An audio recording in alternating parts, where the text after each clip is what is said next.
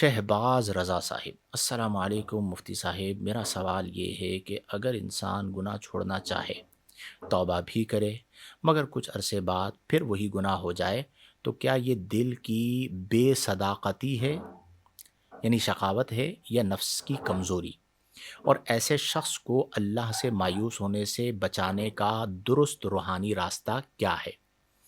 دیکھیں، اگر آپ نے سچی توبہ کی صبح اور 2 گھنٹے بعد تقاضۂ بشریت سے یا نفسانی خواہش کی وجہ سے گناہ العیاذ باللہ سرزد ہو گیا، آپ پھر توبہ کریں۔ آ، بعض بزرگوں نے یہاں تک لکھا کہ اگر ایک دن میں ایک بندہ 70 بار سچی توبہ کرے ایک ہی گناہ پر، تو اللہ تعالیٰ 70 بار اس کی سچی توبہ کو قبول فرماتا ہے۔ نفس ہے، انسان ہے، آپ جانتے ہیں بعض اوقات تقاضۂ بشریت، نفسانی خواہشات یا اسباب گناہ میسر ہو جاتے ہیں، وہ گناہ میں مبتلا ہو جاتا ہے، تو بار بار توبہ کریں۔ یہ جو آپ نے بات کہی ہے نا، یہ شیطانی کام ہے، یعنی یہ جو طریقہ واردات ہے یہ شیطان کا ہے کہ آپ نے ایک گناہ سے توبہ کی، پھر وہ گناہ سرزد ہوا، آپ نے پھر توبہ کی، کچھ ٹائم بعد پھر وہ گناہ سرزد ہوا، آپ نے پھر توبہ کی، پھر وہ گناہ سرزد ہوا، تو اب شیطان وسوسہ ڈالتا ہے کہ تم توبہ کرتے ہو پھر یہی گناہ کر لیتے ہو، اب تو تمہاری واپسی کا کوئی راستہ نہیں ہے۔ تو یہ یاد رکھیں کہ ہمیں قرآن میں اللہ نے واضح طور پر فرما دیا کہ لا تقنطوا من رحمت اللہ، اے میرے بندے، اللہ کی رحمت سے تم مایوس نہ ہو، ٹھیک ہے؟ تو اللہ کی رحمت سے نا امید نہیں ہونا۔ ہمارے گناہ زیادہ ہیں، لیکن اللہ کی رحمت ہمارے گناہوں سے بہت زیادہ ہے۔ سبقت رحمتی علی غضبی، تو نے جب سے سنا دیا یا رب، آسرا ہم گناہ گاروں کا اور مضبوط ہو گیا یار۔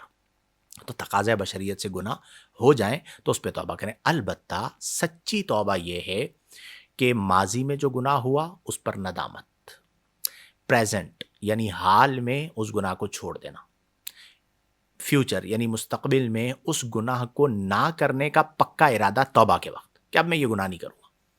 اب اگر اس کے بعد پھر دوبارہ گناہ تقاضۂ بشریت سے ہو جائے تو پھر بندہ توبہ کر لے، پھر ہو جائے پھر توبہ کر لے، جب تک موت کی دہلیز تک نہیں پہنچ جاتے اللہ تعالیٰ توبہ کے دروازے کو بند نہیں کرتا۔